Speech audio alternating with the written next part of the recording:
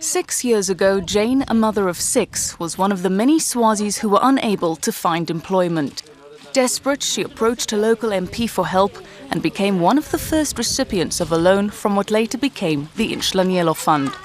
With the 1,000 emalangeni, the equivalent of $155 that she received from the fund, she purchased a sewing machine and began making and selling dresses.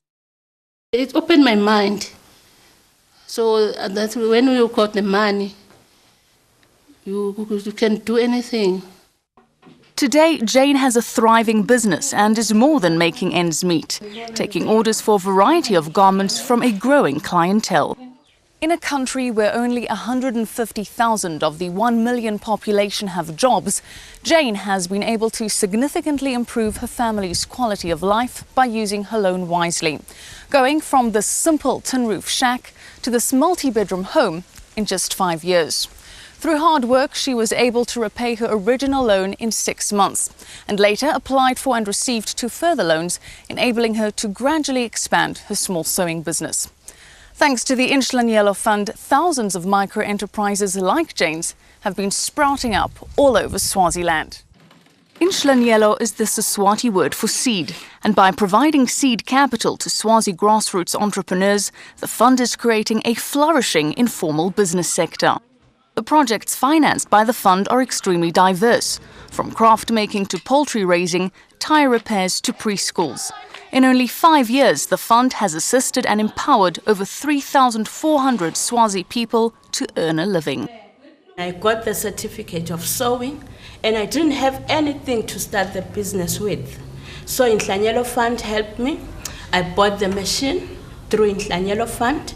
The money from the Inhlanyelo Fund assisted me to buy feed, and from the feed, at least the business was sustainable. At least I was able to buy food for my children, send my children to school. Now I've got this new try. I bought it last year, August, with the Inhlanyelo Fund. Otherwise, I can't afford to buy something for 2,000 because I will not have the 2,000 cash. The Inhlanyelo Fund was conceived in 1999 when enterprising MP Ntuthuku Dlamini approached businessman Nathan Kirsch to facilitate a microloan capital fund in his constituency of Lamgabi. I recognized the need for people who had ideas and knowledge to access money without collateral so that they can start up businesses. Recognizing the lack of loan facilities available to grassroots entrepreneurs with no security to apply for a bank loan, Nathan Kirsch agreed to personally fund $15,000 in microloans to the people of Lamgabi. I regarded this as an ability to break out of poverty, to encourage entrepreneurship, and that's how we structured it, to give small loans unsecured, encouraging people to take the loan, encouraging people to take the risk. If they failed, we just forgot about it and just wrote it off. If they succeeded, they should pay the money back and put it back into the community where we'd recycle it. And that's why we called it the Seed Fund. The success of the pilot project prompted Nathan Kirsch to initiate the involvement of Standard Bank Swaziland and the Swaki Group of companies. These 3 became the founders of the Inhlanyelo Fund. Between them, they committed an amount of $850,000. As soon as people were aware that there were financial facilities available to grassroots entrepreneurs in all of Swaziland's 55 constituencies, the Inhlanyelo Fund management was inundated with thousands of applications from all across the country. Individuals interested in applying for a loan appear before the Chiefdom Community Leadership Committee for pre-selection. Here they present their idea and basic business plan. At chiefdom level, there is a subcommittee that works for the chief, and it's called Bandlancane. And that committee knows who is who in the community. When the people are pre-selected, they take to account the applicant's character, the reputation in the community. Once approved at this level, the application is put forward to the management team, who then interview the applicant, assessing the viability and potential success of the project.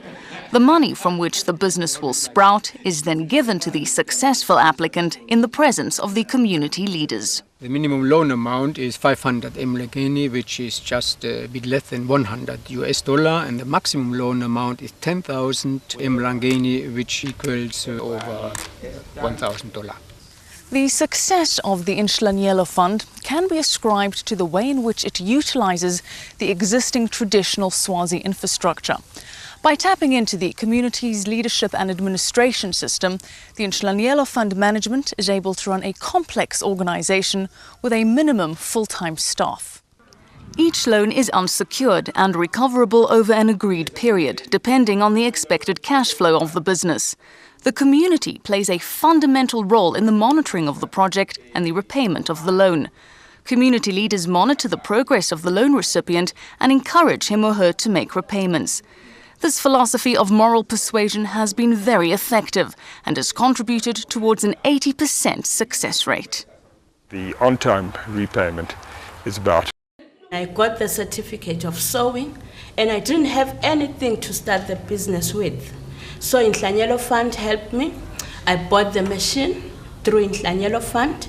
The money from the Inhlanyelo Fund assisted me to buy feed, and from the feed, at least the business was sustainable. At least I was able to buy food for my children, send my children to school.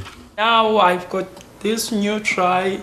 I bought it when last year, August, with the Inhlanyelo Fund. Otherwise, I can't afford to buy something for 2,000 because I will not have the 2,000 cash. The Inhlanyelo Fund was conceived in 1999 when enterprising MP Ntuthuku Dlamini approached businessman Nathan Kirsch to facilitate a microloan capital fund in his constituency of Lamgabi. Individuals interested in applying for a loan appear before the Chiefdom Community Leadership Committee for pre-selection. Here they present their idea and basic business plan. At chiefdom level, there is a subcommittee that works for the chief, and it's called Bandlancane. And that committee knows who is who in the community.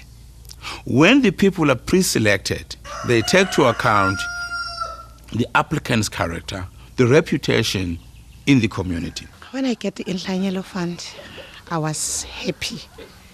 Just because I was a small farmer, I had no money, I was struggling. So it helped me a lot because I went for 2 sows and a bowl, of which I started my business. Just because of the Inhlanyelo Fund, I'm now able to support my family. I'm now able to pay school fees for them. I'm now able to help some other people like the destitutes. Before the Inhlanyelo Fund, we rented a building where we taught the preschool. We didn't have space for the orphans. After the Inhlanyelo Fund, which gave us 3,500, we were able to build this building where we cater for preschool kids and orphans. The initial 5-year project is now complete, and the Inhlanyelo seed has certainly borne fruit with over 3,000 micro-enterprises in full bloom. The project is now entering its 2nd season with a relaunch that aims to sow more seeds of entrepreneurship and self-empowerment. Michelle Mukori, SABC, Swaziland.